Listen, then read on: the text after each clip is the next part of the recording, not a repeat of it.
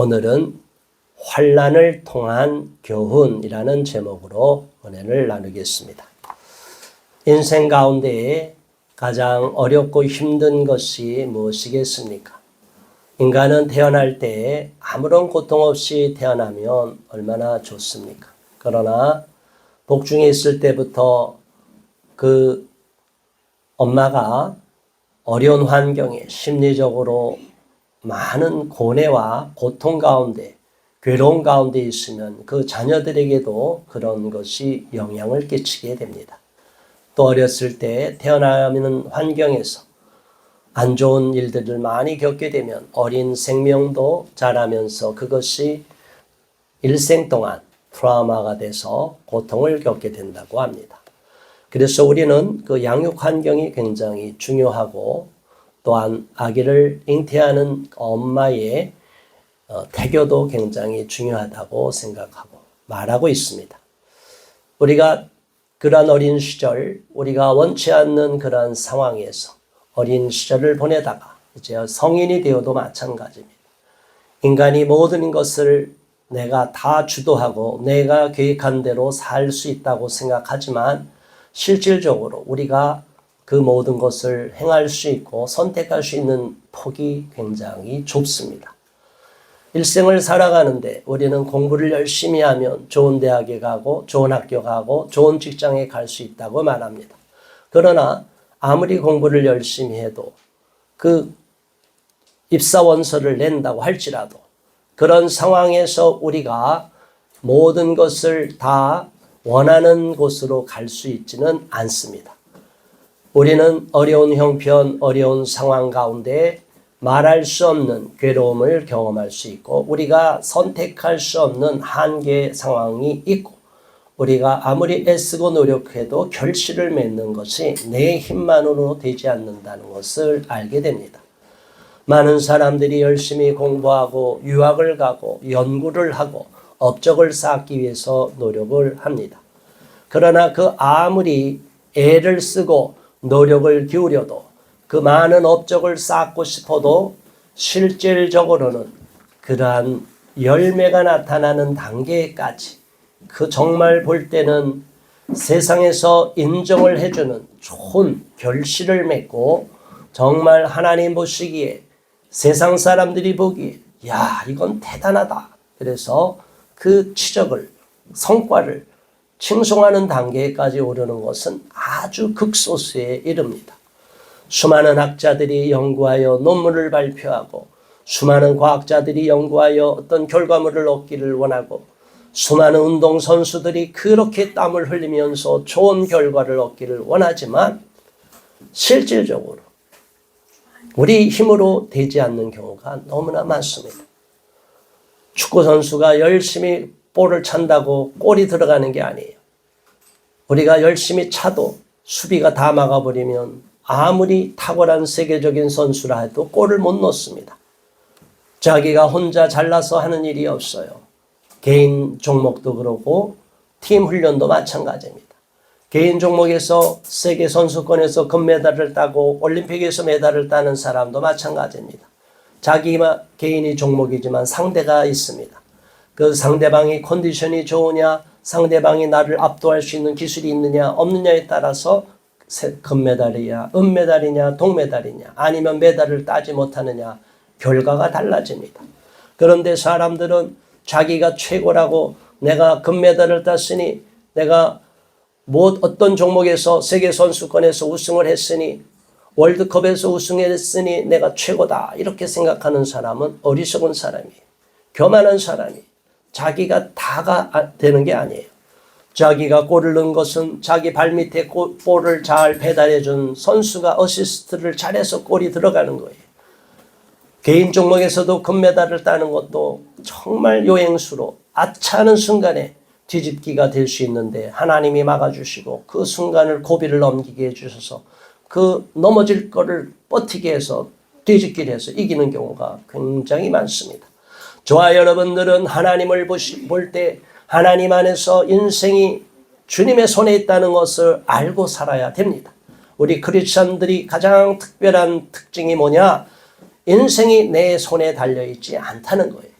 우리 인생은 하나님의 손에 달려있다는 것을 알고 사는 사람과 그렇지 않으면 내 인생은 내가 마음대로 주장할 수 있고 내 마음대로 생각하고 내가 선택할 수 있다라고 생각하는 것 사이에 천지 차이가 있는 거예요.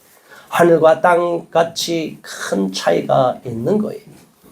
그렇기 때문에 우리는 인생의 주인이 내가 아니고 하나님이시며 내가 일생을 아무리 땀 흘려 애쓰고 노력한다 할지라도 내 마음대로 인생을 선택하며 살 수 없다는 것을 알고 이해할 때 우리 인생에 오히려 마음의 위로가 되고 소망이 생기고 더 넓은 하나님의 깊은 계획을 깨닫게 됩니다. 그래서 때때로는 우리가 원치 않게 의도하지 않게 고통과 고난을 경험할 때가 있어요. 가장 큰 환난에 닥칠 때가 있습니다. 예수님을 믿기 전에 우리는 편안하게 살 수가 있어요.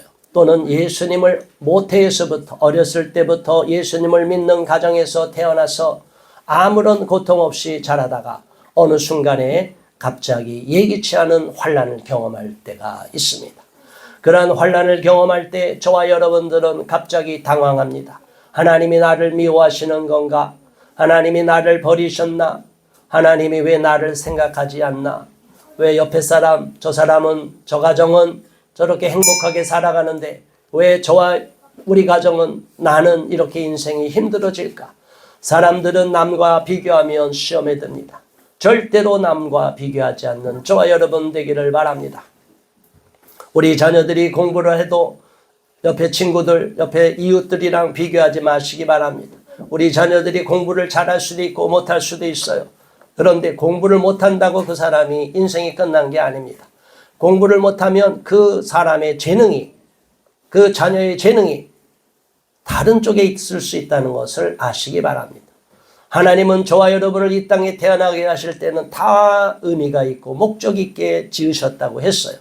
그래서 어떤 사람은 전혀 생각지도 않은 분야에서 탁월한 업적을 남기는 경우가 있습니다. 그런 사례를 제 주변에서도 많이 봤습니다. 학업에서는 뒤처지는데 예술적인 재능, 또 다른 재능에서는 탁월한 재능이 있어서 너무나 사람들의 부러움과 존경을 받는 사람들이 있습니다.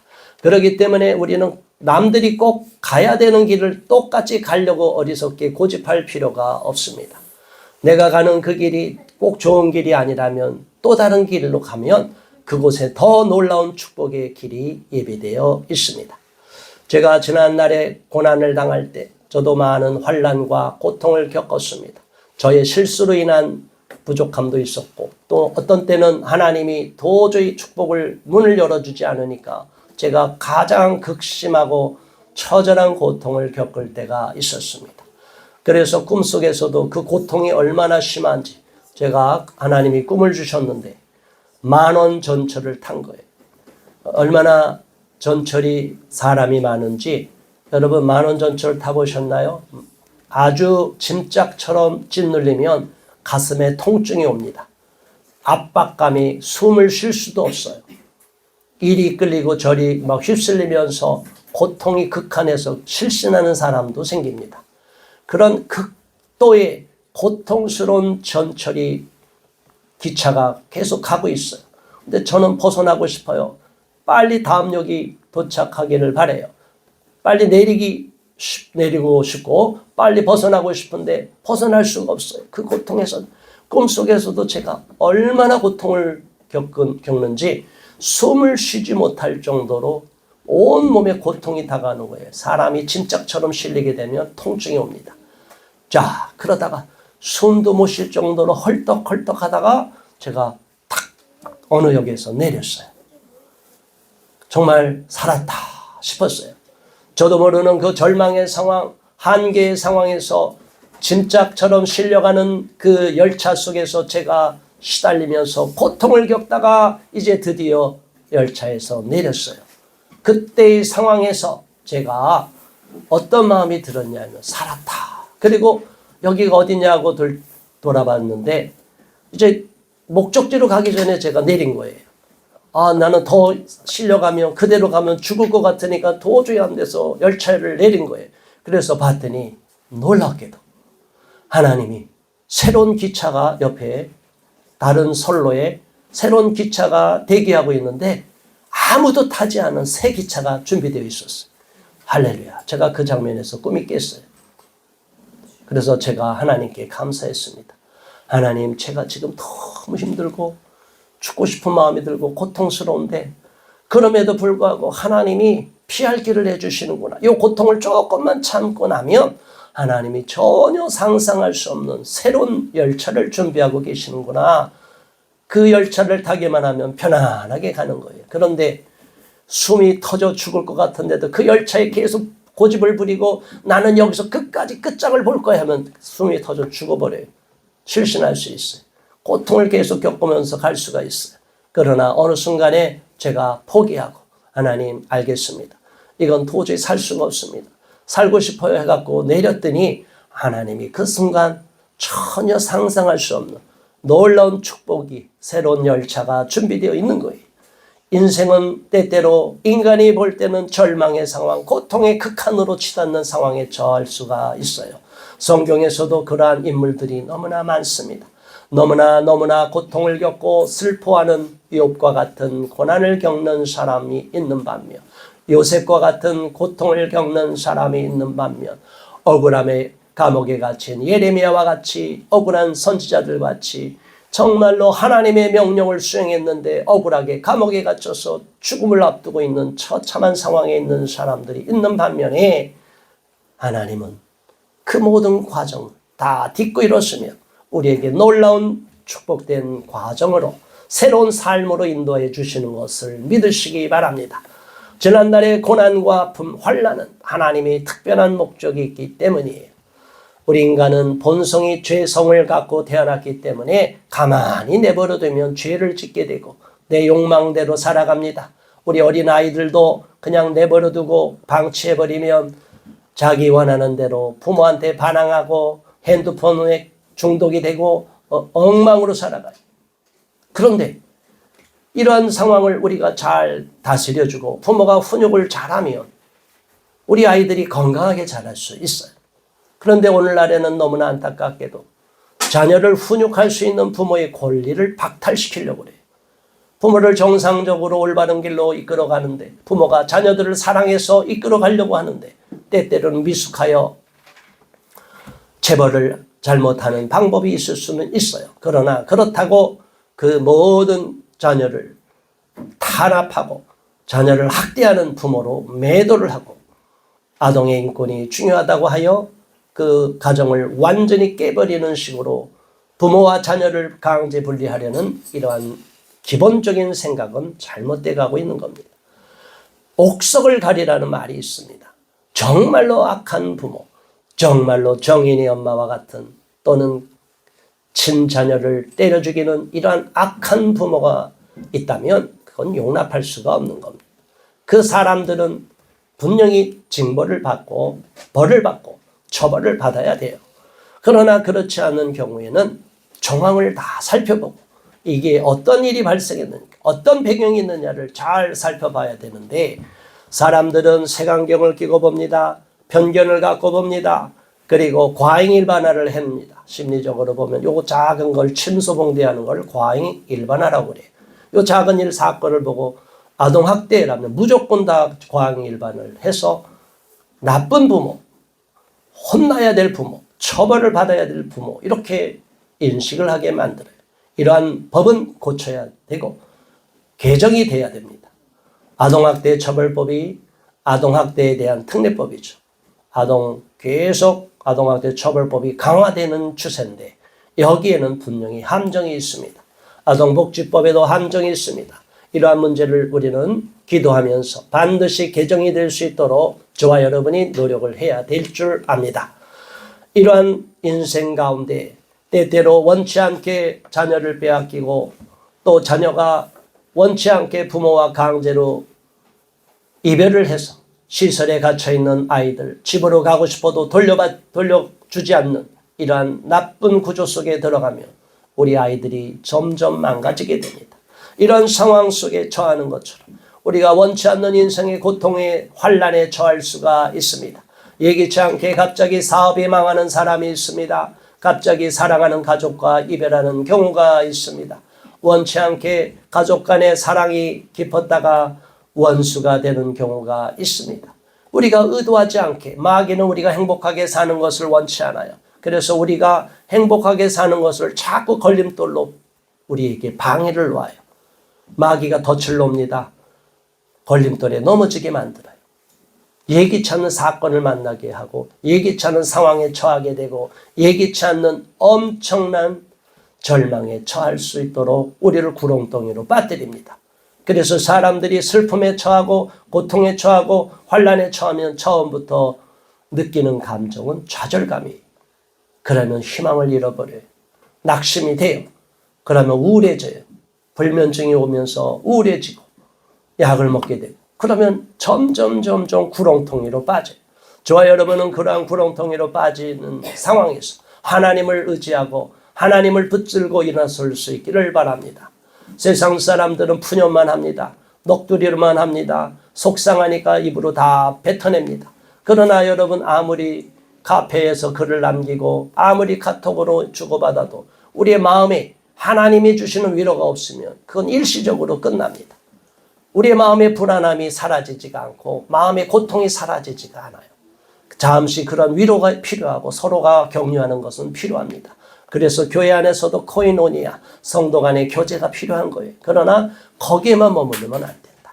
우리는 하나님을 의지해야 되고 그 절망 가운데 환난 중에서도 나를 찾고 붙잡고 계시고 끝까지 포기하지 않으시는 하나님을 믿고 의지하며 믿음으로 전진해 나갈 수 있기를 주님의 이름으로 축원합니다. 오늘 고린도후서는 고린도전서를 먼저 쓴 바울이 두 번째로 보내는 서신입니다. 첫 번째 서신에서는 고린도 교회에 너무나 안 좋은 이야기들이 들려왔어요. 사도 바울이 얼마나 땀을 흘려서 애써서 고린도 교회를 세웠습니까? 바울이 어디로 가야 될지를 물어볼 때 비두니아로 가기를 원했지만 비두니아에서 환상을 봤어요. 저 위쪽으로 올라가기를 원했지만 사도 바울이 그러나 비두니아로 가지 않고 마게도니아로 가라는 환상의 꿈에서 계시를 받습니다. 그래서 에게이를 건너서 마게도니아를 갔어요. 마게도니아는 그리스의 북쪽 지방을 마게도니아라고 그래요. 그래서 마게도니아의 황제 알렉산더 유명하죠. 그래서 그리스 지방의 남쪽 지역을 아가야라고 합니다. 그래서 아가야 지방에 있는 복음을 전했던 계속 빌립보로부터 데살로니가부터 쭉 베리아로부터 복음을 전하다가 아래쪽으로 내려와서 아데네를 거쳐서 고린도에까지 복음을 전하게 됩니다. 고린도는 항구 도시였습니다. 그래서 그 지역에는 또 엄청 우상의 숭배가 넘치고 그 당시에 우상 숭배는 음란의 신과 연결이 되기 때문에 다 더러운 타락하는 그러한 문화가 횡행하고 있던 지역이었어요. 그럼에도 불구하고 이 고린도 교회의 성도들은 그래도 하나님 믿고 신앙생활을 열심히 하니까 은사가 넘치기 시작을 했어요. 고린도 교회에 성령의 은사가 부어지기 시작했습니다. 여러분 성령의 은사를 받으면 여러 가지 표적이 나타납니다. 병 고치는 이적이 나타납니다. 방언하는 놀라운 표적이 나타납니다. 그리고 말할 수 없는 그 놀라운 신비로운 체험을 하는 사람들이 많이 나타납니다. 자, 그러는 가운데 고린도 교회에 교만이 들어간 거예요. 은혜를 많이 받고 은사를 받았다고 하는 사람 속에 은혜를 받았으니까 나는 신앙을 아무렇게나 살아도 되고 인생을 아무렇게나 살아도 된다는 이런 교만한 생각이 들어가는 경우가 있어요. 그리고 그 안에서 더러운 음란의 죄까지 교회 내에서 벌어지는 거예요. 그리고 그것을 교회가 그냥 용납을 해주는 거예요. 음란의 죄를 졌고 세상에서 죄를 저지르면 잘못을 됐다 꾸짖어줘야 돼. 그러면 안 됩니다. 성도가 서로 권면해주고 격려해주고 때때로는 잘못을 가면 돌이키도록 붙잡아줘야 되는데 그냥 교회가 방치하고 있었어요.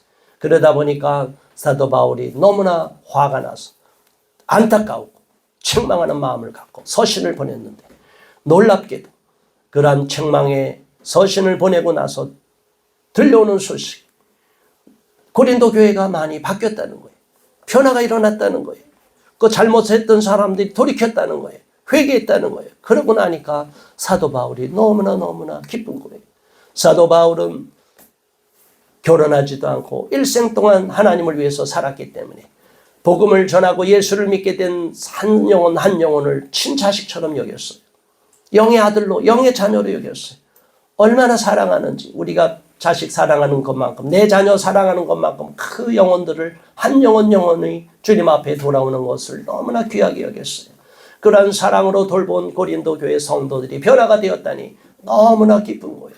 그러니까 본인이 받은 환난, 그 어려운 고난은 다 저들을 위한 해산의 고통과 마찬가지구나. 그리고 그들에게도 위로하는 말씀을 줘야겠구나 해서 격려하는 말씀을 주자고 하면서 시작되는 게 고린도후서의 말씀입니다. 오늘 고린도후서 1장 1절로부터 11절까지 주시는 말씀의 내용, 너무나 바울이 안타까운 마음, 또한 간절한 마음, 사랑의 마음으로 이 권면을 하는 것은 고린도 교회 성도들만을 위한 것이 아니라 바로 저와 여러분을 위한 권면의 말씀이라고 생각하시기 바랍니다. 1절에 하나님의 뜻으로 말미암아 그리스도 예수의 사도된 바울과 형제 디모데는 고린도에 있는 하나님의 교회와 또 온 아가야에 있는 모든 성도에게 하나님 우리 아버지와 주 예수 그리스도로부터 은혜와 평강이 있기를 원하노라. 이렇게 인사말을 한 후에 하나님을 높입니다. 우리는 항상 하나님을 높이는 것이 습관화되어야 돼요. 그래서 만나면 하이, 헬로우 하기도 하지만 우리 크리스찬들은 샬롬 해야 됩니다. 한번 따라 하시기 바랍니다. 샬롬, peace be with you. 평화가 당신과 함께 있기를 원합니다. 당신과 나는 원수가 아닙니다. 샬롬 하면 서로 싸우지 않게 되는 거예요. 그래서 만나면서 항상 우리 안에 하나님과 우리도 샬롬의 관계가 돼야 돼요. 그런데 오늘날 갑자기 하나님이 싫어지고 멀어진다. 이거 시험이 든 거예요. 마귀가 우리를 흔들어 놓은 거예요.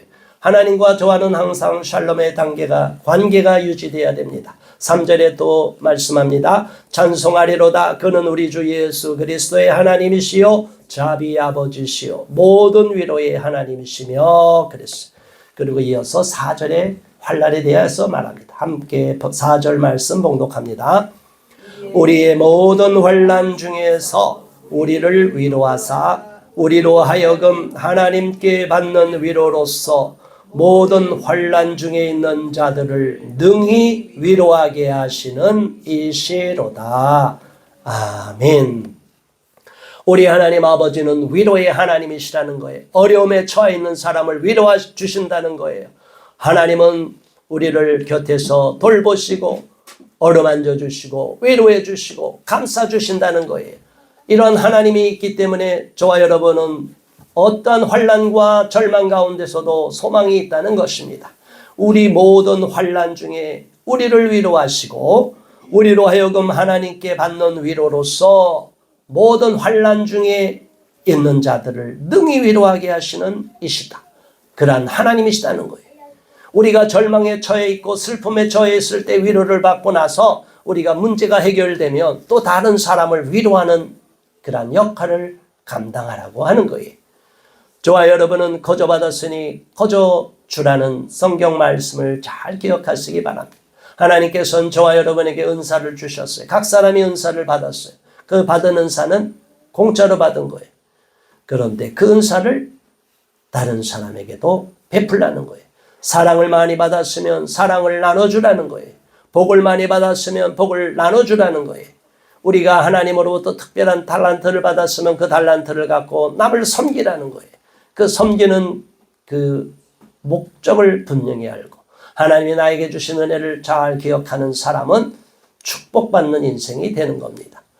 세상에서 자기만 생각하고 자기 배만 불리는 사람, 일생 동안 배불리 먹고 인색하게 산 부자에 대해서 칭찬하는 사람은 아무도 없어요. 그러나 부자여도 어려운 사람을 많이 돕고 이웃을 섬기고 보이지 않게 알게 모르게 많은 이웃을 섬긴 그 사람은 많은 사람한테 죽고 나서도 칭찬을 받게 되고 칭송을 받게 되는 거예요. 저와 여러분은 하나님 앞에서 분명한 삶의 목적을 가져야 되겠습니다. 공부하는 학생들은 공부하는 목적을 분명히 가지라고 말했습니다. 이것은 허투루하는 이야기가 아닙니다. 여러분이 세계적인 인물이 되고 싶습니까? 세계를 품고 기도하시기 바라고 세계를 품고 공부하시기 바랍니다. 내가 요 분야에서 요 정도에 머물려고 하지 마시고 내가 공부하고 연구하고 열심히 학위를 취득하여서 세계 인류를 위해서 기여하고 하나님을 위해서 영광을 돌리겠다. 이런 마음을 목표를 세우시기 바랍니다. 그러한 사람은 세상에서 꼬리가 되지 않고 머리가 되게 하실 것이고 반드시 하나님이 책임져 주시고 놀라운 축복의 길로 인도하여 주실 줄 믿습니다. 어느 사람은 유학을 가서 실패하고 돌아옵니다. 왜냐? 지도교수를 잘못 만난 거예요. 지금 우리나라도 마찬가지입니다. 어느 분이 저한테 고민하는 이야기가 있어요. 박사 논문을 다 쓸 단계가 갔는데 박사 과정 다 마쳤는데 교수가 논문을 심사를 거부하는 거예요. 자, 여러분 그러면 어떡할 거예요? 공부를 열심히 해서 A학점을 다 받았는데 교수를 잘못 만나니 학위를 받을 수가 없는 상황에 처하는 거예요. 외국에 가도 마찬가지입니다. 잘못 만나는 성격이 나쁘거나 아주 악질인 교수를 만나면 일생 아무리 땀 흘려 노력해도 성과를 낼 수가 없어요. 좋은 선생님을 만나는 거, 좋은 학교를 만나는 거, 좋은 가서 기숙사에 있든 또는 어디 집에 머물든 좋은 사람을 만나는 것이 굉장히 중요해요. 우리 친구들, 학생들 좋은 친구를 만나도록 기도해야 된다고 말합니다.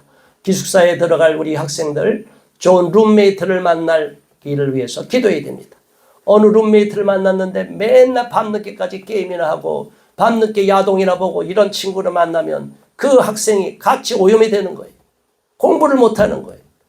나쁜 습관이 든 친구들 만나서 이제 대학에 갔으니 마음 놓고 놀자 해갖고 엉뚱하게 공부도 안 하는 친구들 만나서 룸메이트가 되면 그 아무리 잘 양육한 자녀도 건강하게 좋은 환경 속에서 공부할 수 없게 됩니다. 아무리 학교 좋은 데 들어가면 무슨 소용이 있습니까? 우리는 분명히 알아야 됩니다. 공부를 하는 데 있어서 우리가 인생을 살아가서 성공하는 데 있어서 세상 사람에게 인정받는 자리에 가기 위해서는 저와 여러분만의 힘으로 안 되는 거예요. 내가 아무리 똑똑하고 내가 아무리 공부를 잘하고 좋은 학교를 나오고 좋은 직장을 다닌다고 해도 그게 일생을 끝까지 보장해 주지 못한다는 거예요. 그래서 우리는 끝까지 하나님께 기도해야 됩니다. 하나님의 도우심을 구해야 됩니다. 하나님께서 내 삶을 선하고 순적하게 이삭과 같은 복을 누리도록 축복의 길로 나갈 수 있도록 하나님 제 일생을 주님께서 인도해 달라고 기도해야 되는 것입니다. 바로 고린도 교회의 성도들은 환난을 겪었지만 그러나 그 환난이 오히려 위로가 되고 위로를 받은 위로로서 이웃을 섬기라고 권면하고 있는 거예요. 저와 여러분도 환난과 고난을 당한다고 슬퍼만 하지 마시고 하나님 이런 기도를 하면 됩니다. 하나님 제가 너무 슬프고 힘들고 고통을 겪었지만 이 환난과 고난이 다 극복이 되고 하나님이 다 해결해 주시면 제가 이 환난과 고난을 당하는 사람을 돕고 섬기겠습니다. 그들을 위로해 주겠습니다. 그들을 잘 섬기겠습니다. 이러한 소망으로 기도할 수 있는 저와 여러분 되기를 바랍니다. 5절에는 또 이렇게 말씀합니다. 한번 다 같이 봉독합니다. 그리스도의 고난이 우리에게 넘친 것 같이 우리가 받는 위로도 그리스도로 말미암아 넘치는도다. 아멘. 그리스도께서 고난을 넘치게 받았습니다. 여러분 십자가에서 처형을 받는 것은 쉬운 것이 아닙니다. 이것은 아시리아, 아수르죠. 그 아수르는 굉장히 잔인한 정책을 폈어요. 그리고 사형수에 대해서는 사용하는 방법이 거기서부터 비롯됐다고 하는데 그 십자가형은 T자형 십자가가 있고 이렇게 구부려주는 십자가가 있는데 그 양쪽 손을 못 받고 복숭아 관절뼈에다 부수면서 거기다가 대못을 박는 거예요. 그리고 그 십자가에서 피가 다 말라질 때까지 극한의 고통을 겪게 하는 가장 인간이 발견한 처형 방법 중에 잔인한 방법 중에 하나가 십자가 처형 방법이에요. 요즘은 사람들 죽는데 고통을 덜기 위해서 안락사를 선택하는 경우가 있고 안락사가 합법화되는 나라도 있어요. 절대로 이건 마귀가 하는 짓이에요. 절대 우리나라 이것을 허용하면 안 돼요. 아무리 극한의 고통이 있어도 그 안락사를 자꾸 허용하게 되면 안락사를 하지 않을 사람까지 다 안락사를 선택하는 너무나 합법적인 자살을 용인해 주는 결과가 됩니다. 이런 신중해야 되는데 아무튼 그만큼 고통과 극한적인 처절한 괴로움 속에서 죽게 만드는 이 십자가형이 얼마나 고통스러운 거예요. 하나님께서 친인간의 몸을 입고 오셔서 가장 고통의 순간 십자가의 처형을 당하셨기 때문에 그 고난에 넘치는 고난이, 그 극한의 고난이, 그 고난을 통하여 우리는 죄사함을 받은 거예요. 예수님이 십자가에 못 박음으로 우리가 나음을 얻은 것이고, 예수님께서 십자가 처형을 당하시고 피를 흘리심으로 말미암아 저와 여러분의 죄를 사해 주시는 거예요. 이런 놀라운 위로와 은혜가 있게 된 것입니다. 그래서 우리도 그 그리스도로 말미암아 위로가 넘치는도다. 우리는 예수님의 그 은혜를 날마다 기억해야 됩니다. 6절의 말씀 이어서 함께 봉독합니다. 우리가 환난 당하는 것도 너희가 위로와 구원을 받게 하려는 것이요, 우리가 위로를 받는 것도 너희가 위로를 받게 하려는 것이니 이 위로가 너희 속에 역사하여 우리가 받는 것 같은 고난을 너희도 견디게 하느니라. 사도 바울과 디모데, 예수님을 믿는 그 사도들, 사명자들은 고난을 당했습니다. 억울한 일을 당했어요. 하나님을 위해서 사명을 갖고 복음을 전하는데도 매질을 당하고 감옥에 갇히고 핍박을 당했어요. 이런 환난과 고난을 당했지만 그 받는 환난이, 고난이 오히려 위로가 된다는 거예요. 그리고 이렇게 위로를 받은 사람들도 위로를 받았기 때문에 똑같은 고난과 환난에 처할지라도 절대로 실망하지 말고 또한 견뎌내고 남을 위로하는 그러한 마음의 자세를 가지라는 것입니다. 하나님이 저와 여러분을 어디에 처박아 둘지라도, 요셉을 감옥에 처박아 둘지라도 요셉이 좌절하지 않은 것처럼 우리는 하나님을 의지하고 하나님을 바라보고 하나님을 절대로 신뢰해야 될 줄 믿습니다. 억울한 일을 당할 때 억울하다고 하소연한다고 사람들이 다 알아주지 않습니다. 억울하다고 할 때는 잠시 억울함을 감내하시기 바랍니다. 속상하는 일이 있다 하면 잠시 속상한 마음을 다 하나님께 맡기기 바랍니다. 억울하고 속상할 때 막 몸부림치면은 더욱 휘말리게 돼요. 우리는 절망 가운데 처할 때, 죽었다 생각이 될 때 하나님 앞에 아예 죽어버릴 각오를 하시기 바랍니다. 자살하라는 게 아니라 하나님, 나는 죽었습니다. 내 힘으로 할 수 있는 게 아무것도 없습니다. 하나님, 이제 하나님 손에 내 인생을 맡깁니다.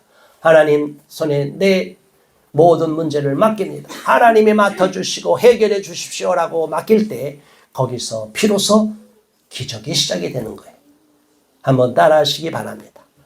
인간의 절망은 기적의 출발점이다. 인간의 절망은 하나님이 비로소 역사하실 시작점입니다. 하나님이 비로소 개입하십니다. 우리 인생이 가장 처참한 상황에 놓여 있을 때 우리는 슬퍼하고 낙심에 대해서 인생을 포기하고 싶은 마음이 들 때가 있을 거예요. 그러나 절대로 그렇지 말라는 거예요. 그때 비로소 하나님이 개입하십니다.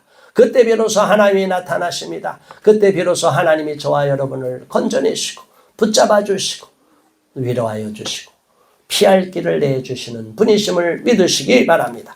그 환난 중에서도 견뎌낼 수 있는 힘을 주시고 그 환난을 이겨내고 위로를 받음으로 또 어려운 사람을 도우려고 우리를 그러한 어려움에 처하는 고통을, 환난의 과정을 겪게 하시는 것입니다. 7절에 이어서 말합니다. 너희를 위한 우리의 소망이 견고함은 너희가 고난에 참여하는 자가 된 것 같이 위로에도 그러할 줄을 압니다. 저와 여러분이 고린도 교회 성도들이 고난에 처하는 것처럼도 위로에도 처할 줄 알 것이다. 저와 여러분도 마찬가지입니다. 때때로는 고난에 처하지만 이제 위로에도 처하는 그런 상황에도 처하게 됩니다. 8절의 말씀이 이어집니다. 형제들아, 우리가 아시아에서 당한 환난을 너희가 모르기를 원하지 아니하더니 힘에 겹도록 심한 고난을 당하여 살 소망까지 끊어지고, 아시아에서 얼마나 심한 환난을 당했는지 정말로 사도 바울이 너무나 고통을 많이 겪었어요. 복음을 전하다가 매질을 당하고 감옥에 갇히고 돌로 맞고 정말 죽을 고비를 여러 번 넘겼습니다. 그럼에도 불구하고 살 소망까지 끊어지는 상황에 처했을지라도 9절에 우리는 우리 자신이 사형 선고를 받은 줄 알았으니 이는 우리로 자기를 의지하지 말고 오직 죽은 자를 다시 살리시는 하나님만 의지하게 하심이라. 사도 바울이 고백하는 거예요. 사망에 처하는 상황, 최악의 상황, 이젠 죽었다 싶은 상황에 처하는 그 상황에서 깨달은 거예요. 하나님만 의지하라는 거예요. 나를 의지하지 말라는 거예요. 그 위대한 사도 바울도 이 절망의 상황에 처해 봤습니다. 그래서 내 힘으로는 아무것도 할 수 없다는 것을 알게 되었어요. 그러니까 하나님만 붙잡고 나가는 거예요. 끝까지 최악의 상황에서도 죽은 자를 다시 살리시는 하나님, 부활의 증인이 되신 그 많은 사도들이 있잖아요. 제자들이. 그리고 예수님이 실제로 죽었다가 살아나셨어요. 우리는 사망을 이기고 부활하신 예수님을 믿는, 부활의 종교를 믿는, 부활의 하나님을 믿는 사람들이고, 그것이 바로 기독교의 핵심이에요. 우리 십자가에는, 기독교 개신교의 십자가에는 예수님의 성상이 없어요. 왜? 부활하셨기 때문에. 그러나 여전히 예수님을 저기 성상에 못 박아 놓고 고통 가운데 고난에 처한 예수님만을 생각하는 종교가 있어요. 그래서 언제까지 부활을 어떻게 얘기할 거예요? 고난한 예수님, 고난당한 예수님, 고난당한 사람, 종교적으로 민중신학, 해방신학까지 막 나가는 거예요. 이게 계급적인 혁명까지 막 들어가요. 여러분, 민중을 위해서만 온 게 아니에요. 예수님은 왕족을 위해서도 왔고, 그 당시에 귀족을 위해서도 왔고, 그 당시에 이방인이라고는 로마인 군인들을 위해서도 왔어요. 그래서 백부장 고넬료가 회심하여 하나님의 자녀가 된 거 아니에요. 저와 여러분은 그러한 한계적인 좁은 시각으로서 하나님을 보아서는 안 됩니다. 우리는 우리 하나님이 얼마나 우리를 사랑하시는지를 잘 믿고 따라가는 주님의 자녀가 되기를 바랍니다. 그가 10절 이같이 큰 사망에서 우리를 건지셨고 또 건지실 것이며 이후에도 건지시기를 그에게 바라노라. 아멘. 이 사망의 관계에서, 사망의 절망에 처한 상황에서도 경험을 쌓은 사람은 또 건져줄 것을 믿어요. 그런데 어떤 사람은 또 이런 경우가 있어요. 하나님이 지난날 고난을 겪어서 회복을 시켜줬는데 또 어떤 고난이 와도 회복해 주실 것을 믿으면 되는데 이제 또 그런 고난에 빠지면 어떻게 신앙이 있어요? 믿음 없는 사람 특징이 그거예요. 믿음이 있노라면서 믿음이 없는 거예요. 이미 부활을 경험했고 그 절망에서 건져주셨다면 다시는 또 그런 상황에서도 건져주실 것을 믿기만 하고 주님만 바라보면 되는데, 부정적인 사람, 자꾸 염세적으로 빠지는 사람, 심약한 사람은 자꾸 옛날로 퇴행해버려요. 그래서 상담하고 치유를 받아도 자꾸 과거로 퇴행하는 사람들이 있어요. 어린아이 단계로 유아기적으로 그냥 머무는 사람들이 있어요. 그러면 심리적으로 건강해질 수가 없어요. 우리 영적으로도 마찬가지입니다. 어린아이와 같은 단계를 넘어서서 이제 장성한 믿음의 분량에까지 이르게 되면 고난과 환난을 딛고 일어나고 나면 이제는 됐다. 옛날을 돌이켜서 또 그런 고난을 주면 어떡할까 걱정하는 게 아니라 툭 털어버리는 거예요. 야, 이겼다. 승리했다. 승리한 경험이 있는 사람은 또 승리를 주실 것을 믿고 자신이 있는 거예요. 그래서 세상에서도 어떤 조직이든 어떤 사람이든 어떠한 운동선수들이든 그러한 스포츠 단체든 스포츠 팀이든 승리의 경험이 많은 사람, 많은 팀이고 많은 사람일수록 또 승리를 거둬요.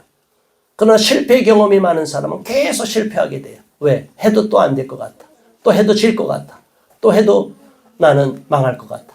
이런 사람은 어리석은 사람이에요. 부정적인 사람이에요. 우리는 하나님을 믿는 사람으로서 항상 하나님이 우리에게 승리를 주실 것을 믿어야 되고 부활을 주실 것을 믿어야 되고 어떤 환난과 절망에 처했을지라도 하나님이 다 건져주시고 합력하여 선을 이루어주실 것을 믿고 나가야 될 줄 믿습니다. 절대로 부정적인 생각을 하는 어리석은 사람이 되지 마시기를 바라고, 한 번 건져주신 하나님이 또 건져주시고 또 건져주시고 또 건져주실 거예요. 무엇을 걱정해요? 염려하지 마세요. 비행기를 탔어요. 안전한 배를 탔어요. 그러면 소원의 항구로 하나님이 인도하시고 우리가 원하는 목적지로 하나님이 인도해 주셔요. 그런데 그 안에서 비행기 타고도 불안에 떨고 배를 타고도 불안에 떨고 이제나 저제나 목적지에 갈까 안 할까 이런 불안에만 빠져 있으면 안 됩니다. 우리는 하나님이 주시는 은혜가 있다면 그 은혜를 경험했다면 이제는 담대하게 하나님을 의지하고 나가야 되겠습니다. 마지막으로 결론입니다. 11절 말씀 다 같이 봉독합니다. 너희도 우리를 위하여 간구함으로 도우라. 이는 우리가 많은 사람의 기도로 얻은 은사로 말미암아 많은 사람이 우리를 위하여 감사하게 하려 함이라. 아멘. 하나님께서는 우리가 환난에서 딛고 일어나면 다른 사람을 위로하라고도 하는 메시지를 주셨어요. 또 한 가지는 감사하게 하려 함이라고 그랬어요. 하나님 앞에 감사할 것을 찾아보시는 저와 여러분 되기를 바랍니다. 하나님이 오늘 나를 있게 하시는 것, 건강한 모습으로 오늘 이렇게 이 자리에 앉아 있는 것은 감사할 제목이에요. 그렇기 때문에 우리는 불평을 버리고 원망을 버리고 하나님 앞에 감사할 수 있기를 바랍니다. 지난날의 어려운 때를 기억하시고 그 어려움에서 건져내 주시고 회복시켜 주신 것에 감사하기를 바랍니다. 그러나 하나님의 은혜를 잃어버린 사람은 배은망덕한 마음을 갖게 됩니다. 하나님이 도와준 게 뭐가 있어? 저 사람이 날 도와준 게 뭐가 있어? 정말 도움을 받은 사람은 도움을 받은 걸 다 까먹어요. 인간이 얼마나 악한지 100가지 중에 99가지를 받았는데 어느 사람이 한 가지를 나한테 서운하게 하면 앙심을 품어요. 인간이 이렇게 못돼 먹었어요. 저와 여러분은 이러한 인간을 믿지 마시기 바랍니다. 인간을 절대로 신뢰하지 마시고 인간에게 설령 상처받아도 그 사람을 미워하지 마시기 바랍니다. 절대적으로 신뢰할 수 있는 것은 하나님이에요. 우리 자녀들은 잘 생각하기 바랍니다. 부모가 나를 1000가지, 10,000가지 도와준 거 사랑으로 베풀었어요. 그런데 한 가지, 두 가지 서운하게 했다고 부모를 원망하는 못된 자식들이 많아요. 이런 자녀들은 하나님 앞에 회개를 해요. 오늘날은 이런 나쁜 교육을 시켜요. 부모를 고소하라는 교육을 학생인권 조례에서 가르쳐요. 학교에서 이 악한 자들이 자꾸 부모들한테도 대들게 만들어요. 이런 폐역한 시대를 살아가고 있는 이 시대에서 우리 자녀들은 믿음으로 잘 자라야 됩니다. 우리 크리스찬 자녀들은 믿음으로 잘 성장시켜야 됩니다. 부모에게 감사하고 십계명에 분명히 나와 있어요. 부모를 공경하라는 거예요. 하나님을 가장 높이고 섬기고 우상을 숭배하지 말고 나서 인간에 대한 계명의 첫 번째가 부모를 공경하라는 거예요. 저와 여러분은 부모를 육신의 부모를 잘 공경하는 것이 하나님을 기쁘시게 해드리는 것이라고 생각하시고 우리 자녀들은 특별히 권면드립니다. 부모를 사랑하고 부모님을 더욱 사랑하고 부모님을 위해서 기도하는 우리 자녀들이 되시기를 주님의 이름으로 축원합니다. 오늘 말씀을 기억하면서 하나님 이 환난을 통해서 어렵지만 잘 이겨낼 수 있게 달라고 합심하여 기도합니다. 주여 할렐루야. 하나님 아버지 고맙습니다. 감사합니다. 하나님 오늘 고린도후서 1장 1절로부터 11절의 말씀을 통하여 우리가 다시 한번 하나님이 주시는 귀한 깨우침을 얻었습니다. 아버지 하나님 우리가 환난에 처하고 고난에 처할지라도 실망하고 낙심하지 말게 하시고 끝까지 주님만을 바라보고 믿음으로 날려가기를 원합니다. 하나님 사도 바울이 고린도 교회 성도들을 향하여 눈물로 호소하는 그 안타까운 마음을 우리가 감동받기를 원합니다. 하나님 그 바울의 마음이 우리 하나님의 마음이며 바로 우리를 영적으로 이끌어가는 영적인 리더의 마음인 줄 압니다. 아버지 하나님 우리가 더욱더 낮아진 마음, 겸손한 마음, 감사하는 마음을 갖게 하시고 또한 내가 받은 위로를 이웃에게도 전하며 또 어려움에 처한 사람을 돕는 데 앞장설 수 있도록 도와주시옵소서. 하나님 우리 자녀들에게도 축복하여 주시되 특별히 우리 자녀들이 부모를 공경하고 부모를 사랑하는 마음을 갖기를 원하며 부모를 미워하고 원망하는 마음, 부모에게 나쁜 마음을 먹는 것은 마귀가 주는 것을 분명히 깨닫고 악한 마귀를 쫓아내게 하여 주시고 부모님에게 더욱 사랑하고 존경하며 부모님을 더욱 아끼는 마음을 가질 수 있도록 우리 자녀들에게도 영적인 깨달음을 허락하여 주시고 또한 우리 부모들도 우리 자녀들을 그리스도께서 하나님께서 친히 이 땅에 오셔서 우리 그리스도를 우리 자녀들 위해서 우리 예수님을 위해서 우리 교회를 위해서 친히 몸을 내어 준 것처럼 우리 자녀들을 더욱 사랑하며 희생할 수 있는 부모들이 될 수 있도록 이끌어 주시기를 원합니다. 아버지 고맙습니다. 오늘 말씀을 잘 마음에 새기고 어떤 환난에도 낙심하지 말고 이겨내게 하시고 한번 환난에서 건져내 주신 그 하나님을 믿었다며 불안에 떨지 말고 과거로 퇴행하지 말고 앞으로 달려가서 하나님께 더욱 감사하며 하나님을 더욱 신뢰하며 나가는 우리 모두가 되도록 이끌어 주시옵소서. 예수 그리스도 이름으로 간절히 기도드리옵나이다. 아멘.